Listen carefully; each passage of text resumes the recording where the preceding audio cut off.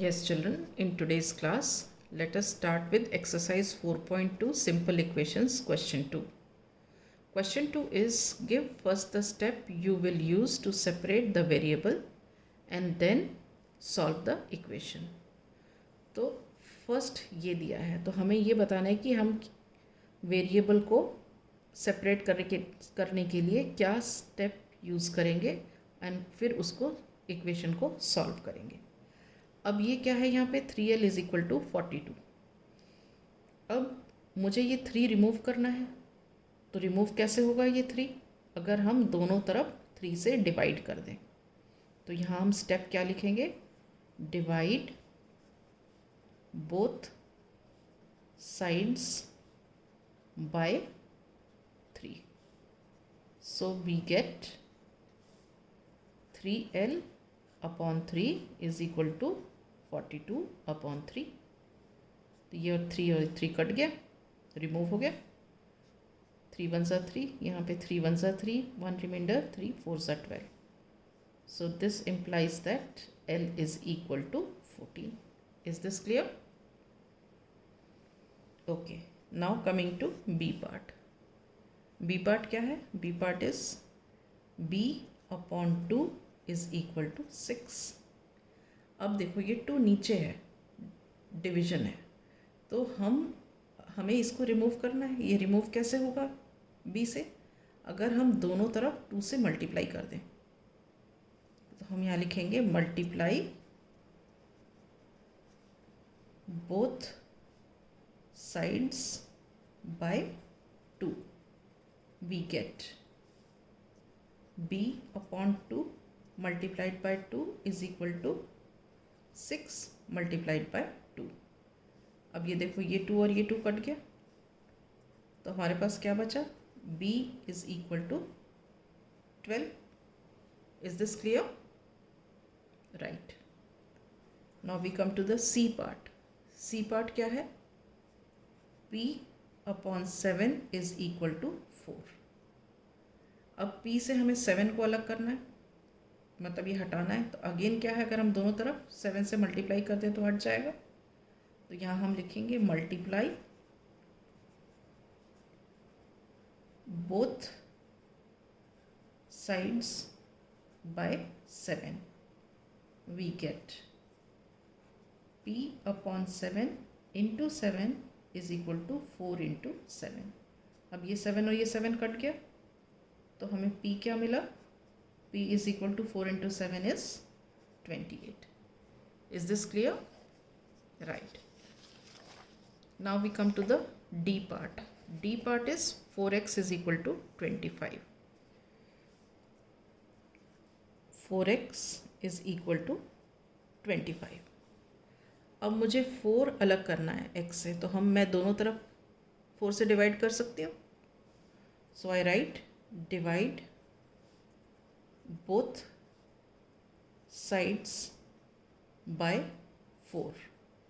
We get 4x upon 4 is equal to 25 upon 4. So this implies that ये और ये cut गए, x is equal to 25 upon 4. All right. Now we come to E part. E part क्या है? 8y is equal to 36. अब 8 अलग करना है, तो हम दोनों तरफ किससे? 8 से डिवाइड कर देंगे. तो लिखते हैं divide both sides by 8. We get 8y upon 8 is equal to 36 upon 8.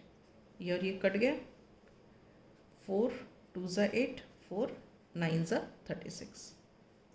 तो आंसर क्या आ गया? y is equal to 9 upon 2. Okay. Now f part. f part क्या है? z upon 3 is equal to 5 upon 4. ठीक है. अब ये 3 रिमूव करना है, तो हम क्या करेंगे? दोनों तरफ 3 से मल्टीप्लाई कर देंगे. Multiply both sides by 3, we get, what do we get? Z upon 3 into 3 is equal to 5 upon 4 into 3. अब ये 3 और ये 3 कट गया, तो हमारे पास क्या बचा? Z is equal to 5 3s are 15 upon 4. Is this clear? Right. Now we'll take G part.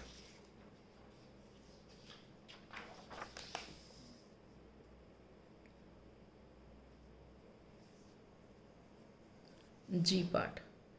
G part क्या है? A upon 5 is equal to 7 upon 15. A upon 5 is equal to 7 upon 15. अब इस A से ये 5 को अलग करना है, तो हम क्या करेंगे? दोनों तरफ 5 से मल्टीप्लाई करेंगे. Multiply both sides by 5. We get, हमें क्या मिलेगा? A upon 5 into 5 is equal to 7 upon 15 into 5. अब ये 5 और ये 5 कट गया. अब 5 1 सा 5, 5 3 सा 15. तो हमें यहाँ पे क्या मिला? A is equal to 7 into 1 upon 3. 7 into 1 upon 3. Further we get A is equal to 7 upon 3. Is this clear? Now coming to H part. H part is 20t is equal to minus 10. 20t is equal to minus 10. अब ये 20 remove करना है, तो हम कैसे remove कर सकते हैं? Divide both sides by 20. तो यहाँ लिखेंगे divide both sides by 20. We get, हमें क्या मिलेगा? 20t upon 20. This is equal to minus 10 upon 20. तो ये 20 कट गया, ये 0 0 कट गया, तो हमें क्या मिलेगा? t is equal to minus 1 upon 2. Is this clear? Right. With this, I wind up my class. In the next class, I shall start with question number 3.